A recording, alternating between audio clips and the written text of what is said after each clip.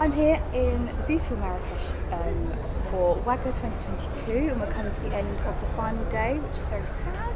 But I am here with Tara Mulrooney, Chief Information Officer from Edmonton International Airport. Thank you for being with me today. Thank you. So let's just get straight into the questions, shall we? So my first question was, how's the journey going with the transformation of the airport in terms of the multimodal travel? Oh, that's a great question.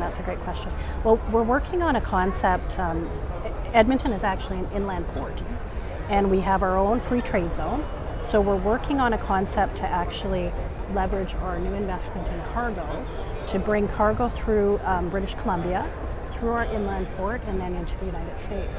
So this will, really couple train, cargo, passenger flights, and of course trucking, all within the one area. So we're actually right now looking at all the different systems and processes.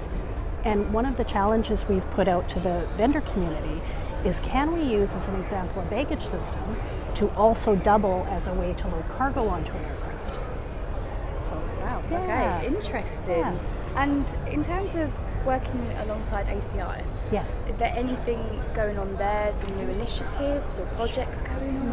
Yes, thank you, yes.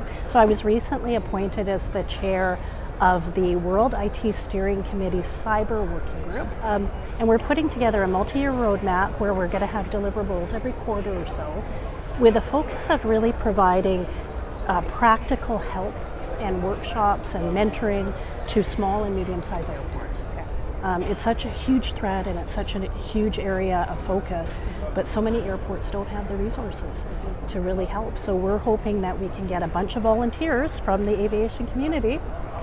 Yeah.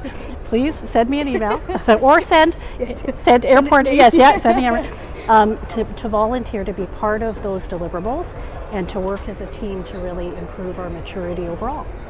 That actually brings me on to my next question, which was, how can emerging airports focus or begin to tackle, cybersecurity? But I guess that would be a great place to start. Great place to start. And then the other thing that we are about to release, I think it's late November, is ACI will be releasing a guidance document on incident response plans.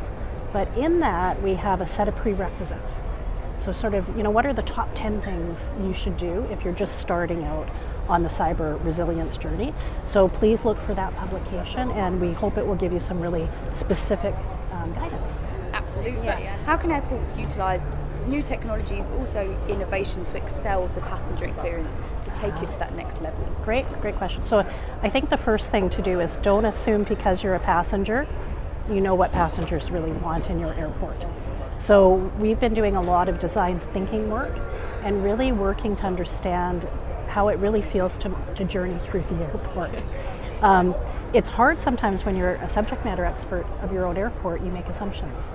And so we're actually asking customers and different demographic groups, different business travelers versus leisure travelers. We have ultra low cost area, so we want to understand that market. And then make sure that you're creating solutions that actually support all of those different traveler types. And then pilot. So don't jump to the technology, although it's very exciting. Start really with, pilots, and pilots can be mock-ups.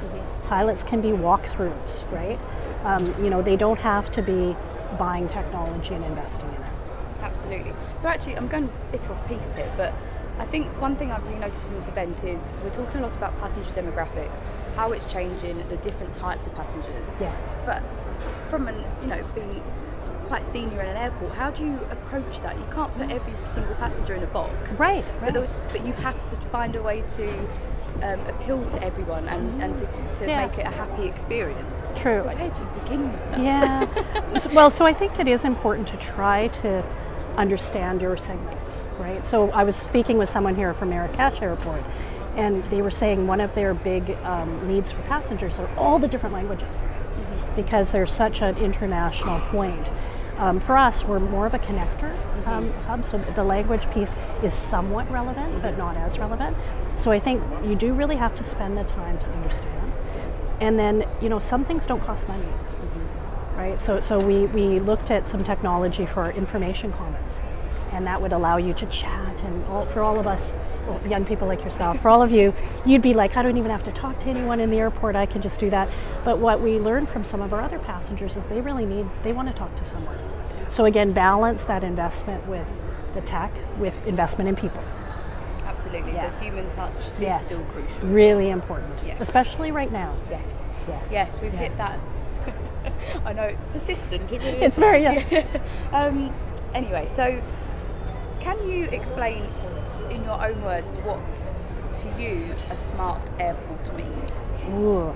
So I'm really interested in, from a sustainability perspective, which is a huge objective for us in Edmonton.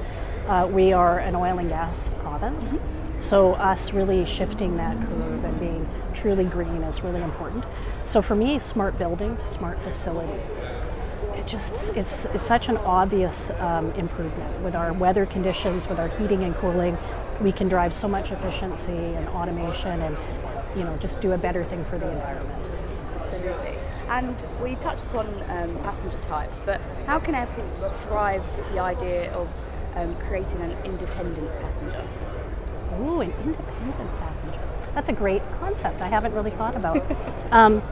I think it really is talk to them, communicate with them. So I know we have ASQ through ACI, but you really actually need to spend a day in the life. So design thinking is all about, go to the curb and say, can I walk with you today? Right? And can I go through security with you and your children and your grandparents and maybe someone who has accessibility issues, right? Make sure that you actually have empathy and really listen and ask questions and try to understand their experience, because then you can actually try to address the pain points that they have. Absolutely, and I guess perhaps the workforce will come into that as well, employing people that can understand and empathise with that type of passenger. Yes. So, my last couple of questions. What challenges do you foresee for the future, but how can we overcome these? So I think aviation is just an amazing sector. What's not to love about connecting people and business, right? And the globe, right? Countries and cultures. So I think that greater purpose is what we have to remember. And sometimes we get caught up at the financial crisis that we've had recently or the health situations. But remember, and I think it's shown with the recovery statistics, we need to connect. We're human. We're social people, right? So I think just always remember to put that greater purpose to what you do, and I think have fun with it. Yeah, absolutely. Yeah. And my final question is, what are some upcoming trends that you're most excited about? Ooh, interesting. I think the ESG reporting, now as long as we don't go crazy with too many metrics, but I think the idea of recognizing that airports are more than just stations for people to come and go from, that we really contribute to the economic growth of a region, that we actually can make a big difference on how aviation uses fuels and the environment.